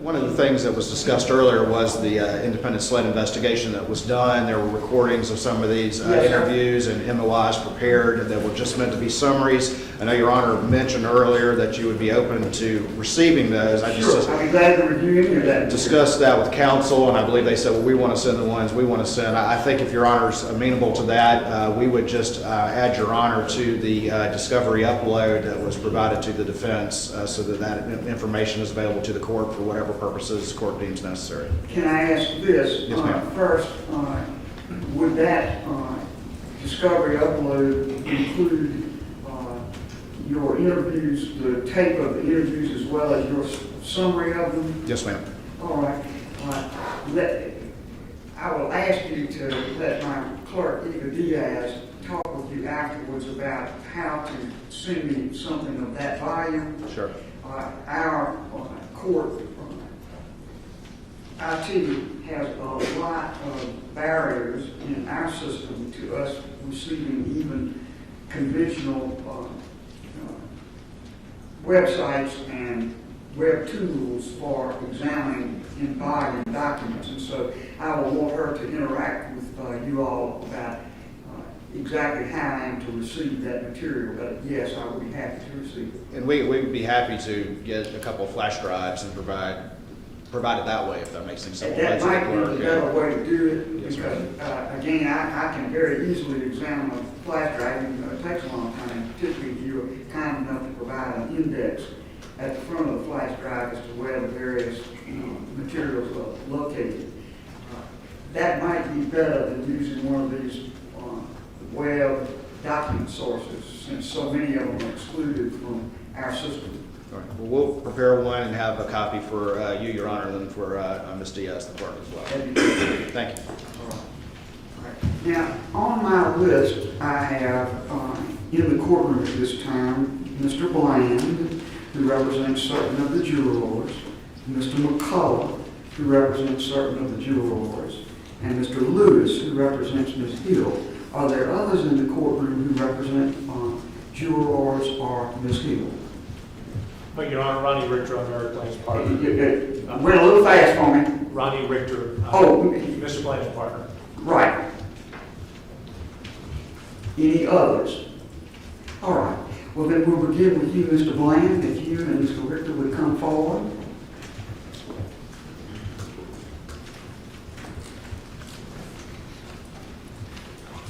May it please the court, Your Honor. Ronnie and I represent 4 jurors who rendered verdicts in this case. I would like their numbers, but only if that doesn't violate the attorney-client privilege, and you may give them to me now or later. Can I give them to you later? I have them now. Our job is we want to preserve their anonymity. I understand. 2, we want to make sure that they're not harassed. And 3, we want to make sure that the verdicts of their conscience remain. And that is not only because they voted guilty. If they voted not guilty, we would feel the same way. After hearing what Your Honor has established by the way of procedures, we're very comfortable with what you have established to protect their anonymity and that they're not harassed. Ronnie came up with a good suggestion. Maybe you renumber the jurors 1 through 12, and that way, because there has been some public disclosure of the jurors' numbers in some of those emails, they were the big batch of emails that Mr. Harpootlian referenced. So maybe we cross-reference with the chart 1 through 12 in the juror numbers.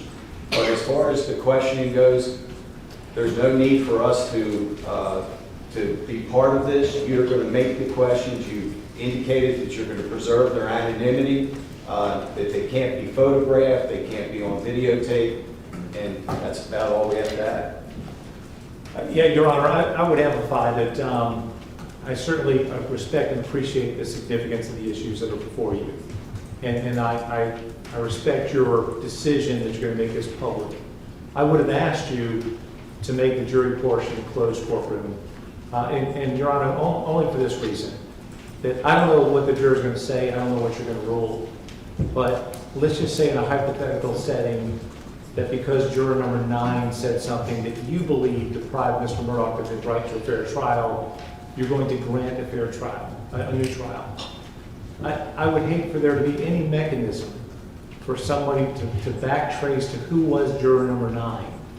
Because I know the public has very firm opinions about this matter, and I wouldn't want that person to be subject to any kind of public scrutiny. So I would have asked of you that for the juror portion that we do closed courtroom, that the press would be present, that their likeness, both voice and face, be muddled, just as an additional safeguard. But I certainly appreciate the safeguards you have put in place. I respect your ruling. I just throw that out for consideration. And on a broader perspective, I know that you've had this experience as well, Your Honor. It's becoming more and more difficult in this state to see the jury. And I can't think of anything more injurious to jury service on a broader perspective than to see, jurors who've given up 6 weeks of their lives being pulled back in for a process like this, as necessary as it is. So I worry that the process be handled as gingerly as possible, so as not to further prejudice our ability to get juries going forward. Thank you, sir. What I will do is this. I think your suggestion of renumbering is a good one. It's something that my clerk and I had talked about between the two of us as well.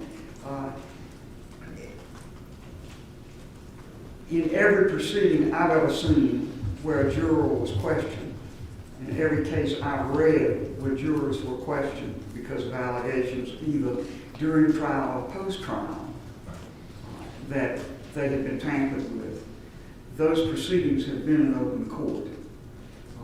And I don't feel it would be appropriate for me to have some kind of in-camera proceeding, even if it included the attorneys that would have to, and even if it included members of the press but not the general public. I don't think that is in keeping with the public nature of trials in this state and the public nature of court proceedings.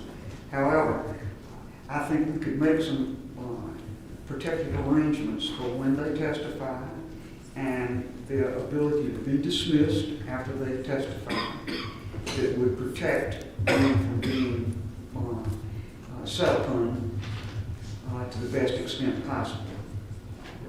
So that is the way I will handle it, and I hope all things on balance that is as protective as you think it needs to be.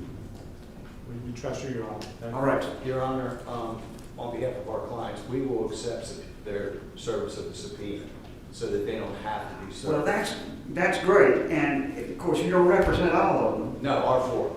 You're for, but that's great, and it may very well be that these parties are going to be able to work out something with respect to some of the rest of them. I don't know, but I appreciate that on behalf of the ones you represent. Do you want me to come up and tell you our juror numbers, or you want me to wait? No, sir.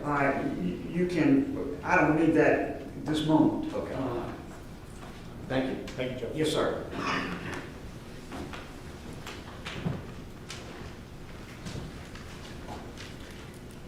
Mr. McCullough. Honor, would you like me here or later? Oh, go to the podium if you would, please.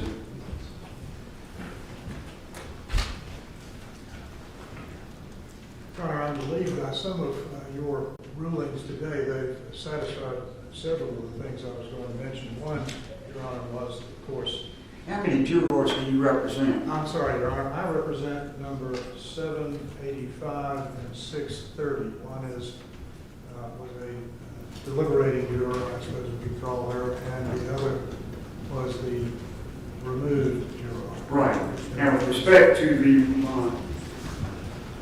replaced juror, I think my ruling about the end of any testimony from that juror satisfies any requirements you've made. I rule that I will not hear testimony from that juror, alternate juror at the present time. Now, Mr. Harpootlian is going to submit additional information. As regards your client, I'd ask you to submit that information to you as well. And then I'll see if there's any revision of the position I'll take about that. You also represent one sitting juror, so you may continue. Your Honor, the other juror was not an alternate. She was an actual seated juror. That's right, the sitting juror. Who was removed at the end of the trial. Oh. Prior to deliberations. Whoops. I need Mr. McCullough to speak up, please. You need to speak up some, Mr. McCullough. I don't get that much, Your Honor. Yes, sir. Your Honor, if you'll indulge me just a moment, I think much of what you've said today bears on a quote that I'm taking from the response of the state, which was filed and was part of your record, and my letter of November 10th responding to that filing is also a part of your record. But the state said that jury duty is this cornerstone civic duty, needless exposure to the jurors to litigative stress and impeachment by zealous attorneys in a case especially of this public exposure can only serve to discourage citizens from willingly participating in this civic duty. Your Honor, I'm delighted with your ruling that you'll be asking questions. I've been subject to your interrogative skills in my appearances before the Supreme Court. So I'm pleased with that, and I check that off the list. I would like, Your Honor, for you to take judicial notice that there have been excessive public comments by, and I have to say, Your Honor, in my letter of November 10th, I took Mr. Warvis, who signed the letter, to task for labeling one of my clients, one of these jurors, as dishonest. I think I wasn't pleased with that. I think that discourages civic participation. I would ask the court to admonish the litigants, the attorneys. Mr. McCullough, let me stop you there. I am not aware of any of what you're talking about in terms of comments about jurors or otherwise. So that's just not something I'm going to take into account by listening to it or by taking any judicial notice of it. I don't know what I would be taking judicial notice of. I do not know anything about what you're talking about. Well, Your Honor, both my letter and the response of the state are part of the record, which you obviously obviously have not gotten to, but I would assume yet. My only request is either admonish lawyers, officers of the court in this courtroom and outside of this courtroom who represent people to be cautioned that this is a search for the truth, not an effort to protect a verdict, nor an effort to discourage people from participation. And negative commentary does that, or runs the risk of doing that. That's all I'm saying. I understand, and I decline to instruct or admonish participants in this procedure in any way about what you say. Thank you. Your Honor, next, I like Mr. Richter and Mr. Bland, appreciate your efforts.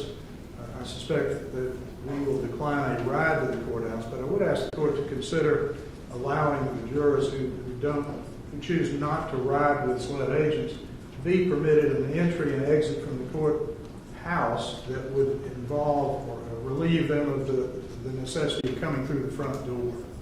I think I've already said that I will make arrangements for juror witnesses to report to the basement where the law enforcement station is, and they'll be appropriately directed to the assembly room. And Your Honor, lastly, I think, if I understand your rulings or discussions about the process that will occur here, this may run at odds with it, and I'm not arguing with you, Your Honor, you know best.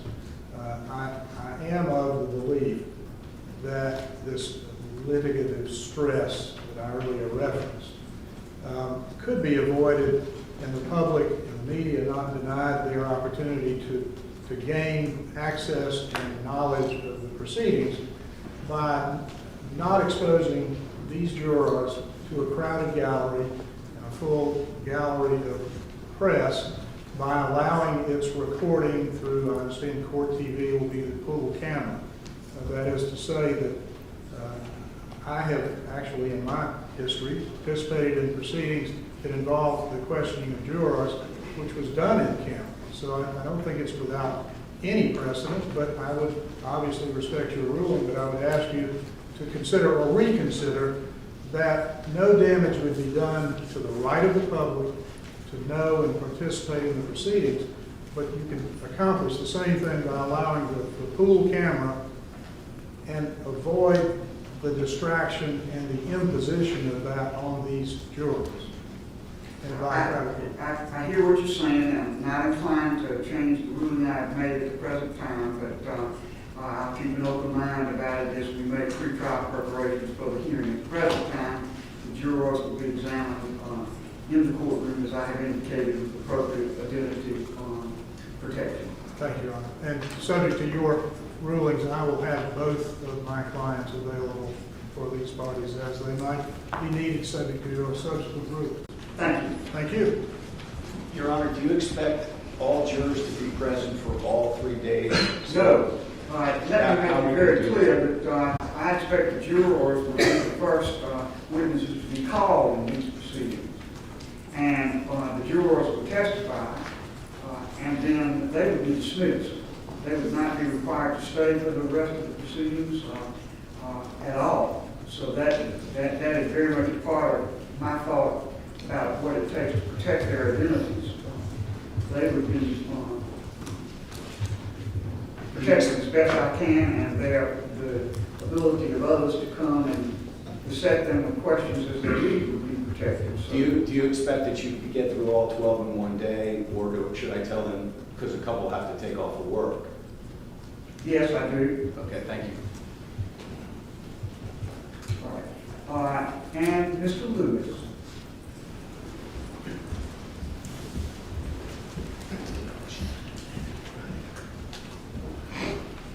Your Honor, I'll be brief. In light of your rulings, I don't think you need much from me. The only thing that I'll add is I'll have Ms. Hill available for here as the parties need them, and happy to accept service to alleviate one issue for this court. Unless you need anything else from me, Your Honor.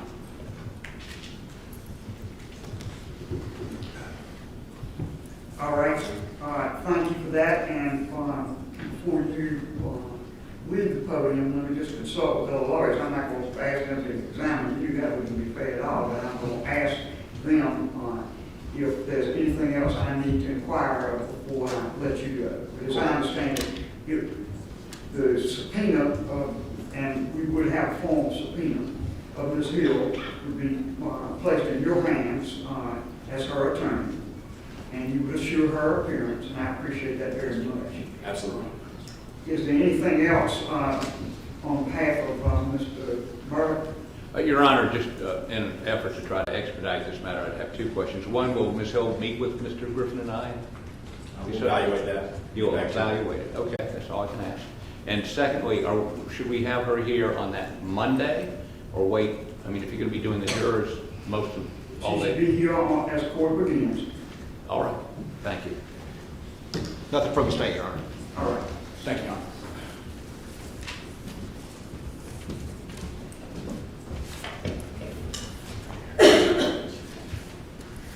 I'll go over my checklist one more time, but I think I've covered everything I want to cover. I'll come to each of you in a moment.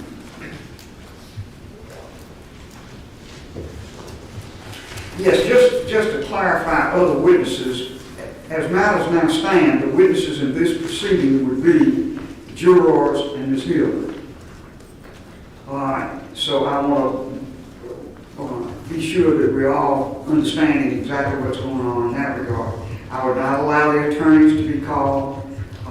I'm unclear about the mention in some of the papers that SLED investigators would be asked to testify, or any other witnesses. So I'm going to go one more time. I want to get real specific so you will understand what you need to prepare for by way of in-court examination and what you need to prepare for by way of submitting proffer. All right. First of all, for the defendant.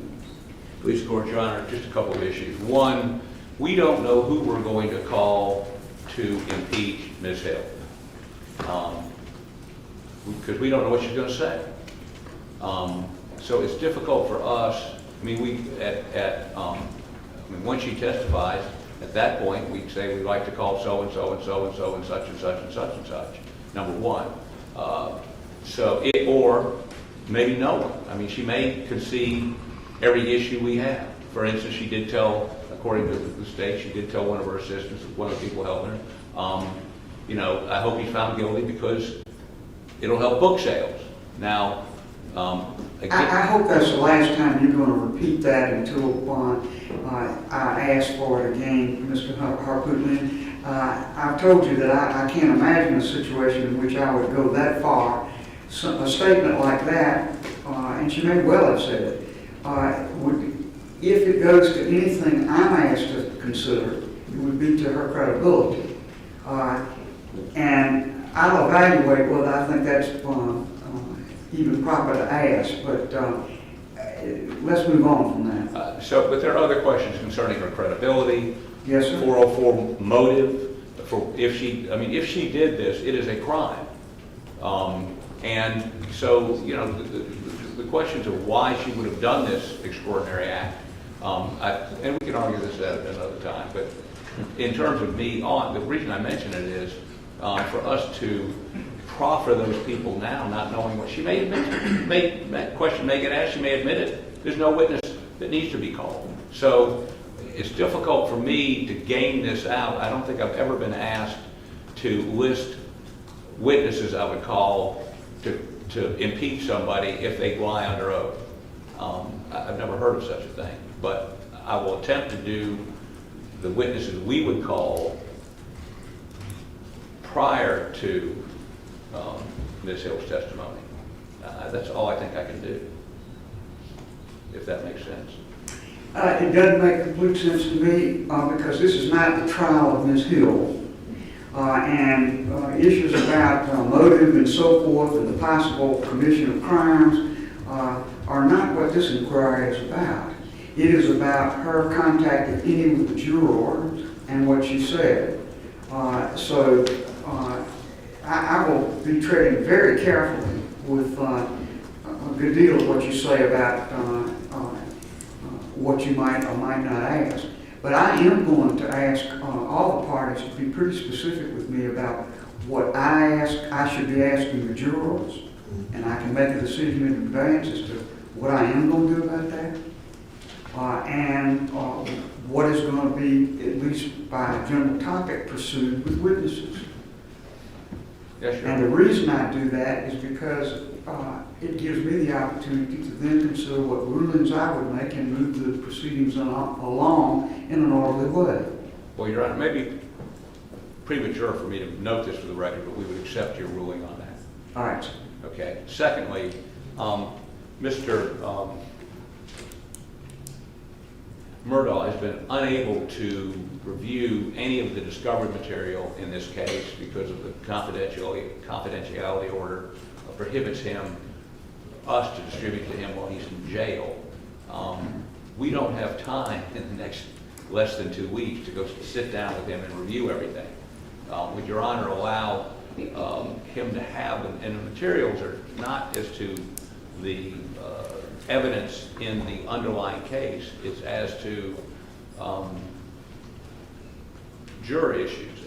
And while he is no longer a lawyer, he was a lawyer at one point and can evaluate this and be of assistance to us if he has an opportunity to review that material. You're speaking to me about something in a complete vacuum as far as I'm concerned, so I can't really evaluate what you haven't been able to review with him and what you have been able to review with him. As I understand what you're telling me is I have received certain information as the attorney for defendant that I have not been able to show defendant for defendant's review because of the confidentiality order. I can't imagine that. I think what you may be saying is Mr. Burke has not been able to keep for himself while I'm not there confidential materials. That's correct. That is something common to many folks who are under incarceration and are limited in the kind of materials that they can receive and keep in their possession when they're not with their lawyer. This is not an issue where he's being deprived of the ability to consider material that you have received. This is a question of whether he can have that material in his possession when you are not there or your representatives are not there and study upon it and so forth. I can't control what the limitations of the Department of Corrections are, nor can I control what limitations may have been put on confidential material because of the fear that it would fall into other hands. So I'm not going to rule in the abstract on things. I would have to have something that's pretty specific, but I can tell you this. I would certainly not order that these materials be wholesale given to him for him to take back to his cell and have in his possession, because I don't know who might see them were that the case. And if they are confidential materials, that would be an extreme risk of breaching the confidentiality of the materials to do that because of his situation. And his situation is as it is, not my making or yours. Your Honor, I would only note for the record this. Much of the material we've received has been within the last 2 weeks. This hearing is scheduled for 2 weeks from yesterday. Yes, sir. And you've given us more stuff we have to do between now and that hearing. There's nobody to go sit with him at the jail, and his time is limited as to when those people can visit.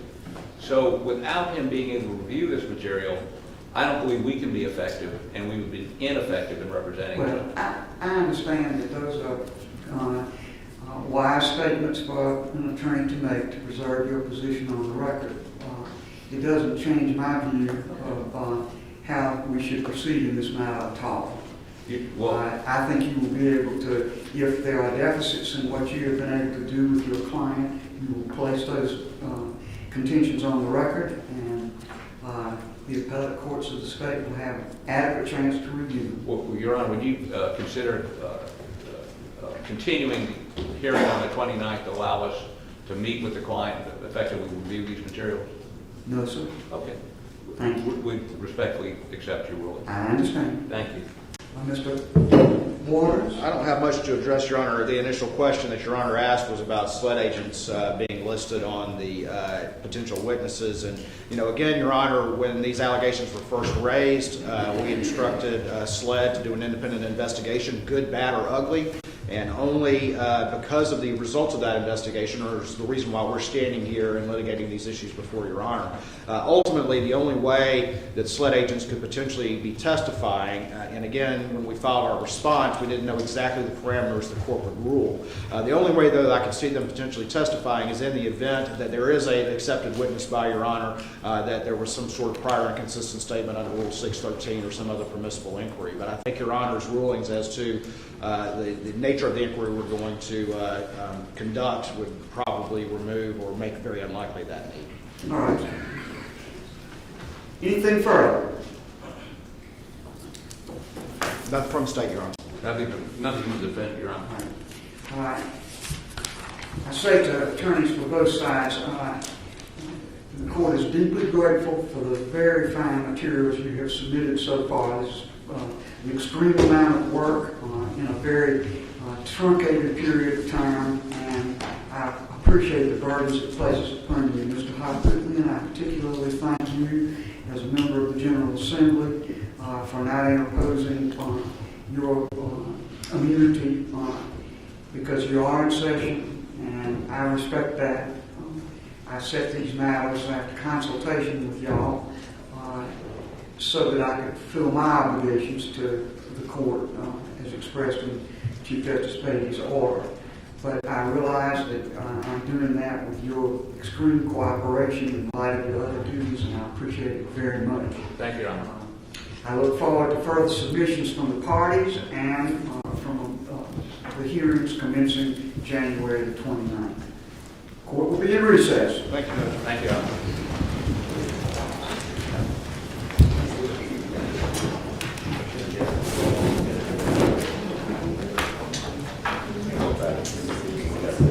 Parties, what's going on? I asked Ms. Harris before these matters commenced to please expedite, even if it's in a rough form and not in a perfect form, the court would like to produce their transcripts. I asked her to produce a rough copy of the transcript just as soon as she possibly could for both sides. I hope you all will consider, without me having to order, sharing the expense of this production, this early production of the rough copy of this matter. She will be in touch with you, and you may be in touch with her with regard to the rough transcript of these proceedings. We'll be in recess. Thank you, Your Honor.